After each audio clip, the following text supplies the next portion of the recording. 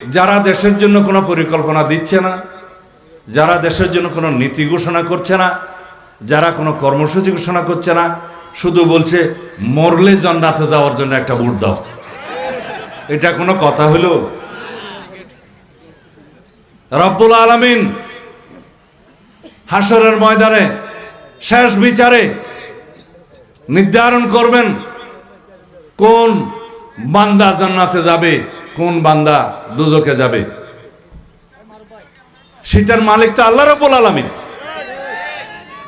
আমরা এখন নির্ধারণ করে দিচ্ছি জান্নাতে যাব কে, কোথায় ভোট দিলে কে জান্নাতে যাবে।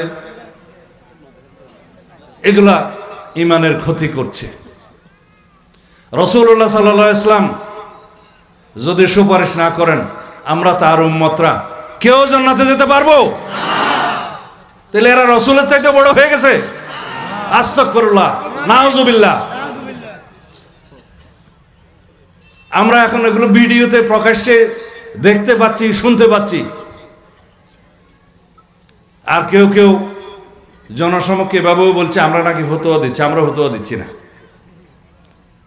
আমরা যেটুকু পড়াশোনা করেছি, মুরব্বিদের কাছ থেকে শুনেছি, আলেম ওলামাদের কাছ থেকে শুনেছি, তাতে জেনেছি আশরায়ে মুবাশশারা মানে 10 জন যে সুসংবাদ প্রাপ্ত সাহাবীদের মধ্যে জান্নাতের মৃত্যুর আগে পেয়েছে, এর বেশি 11 জনও পায় নাই।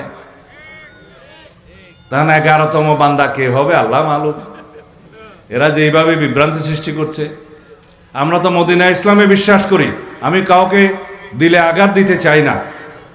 এই দেশের শতকরা 90-92 ভাগ মুসলমান। আমরা রাসূলুল্লাহ সাল্লাল্লাহু আলাইহি ওয়াসাল্লামের অনুসরণ করি, তার শিক্ষা আমাদের জীবনে আমরা অনুসরণ করার চেষ্টা করি, সুন্নত পালন করি। সেজন্য আমরা বলি আমরা মদিনা ইসলামে বিশ্বাস করি। আমরা কি কোনো মওদুদ ইসলামে বিশ্বাস করি?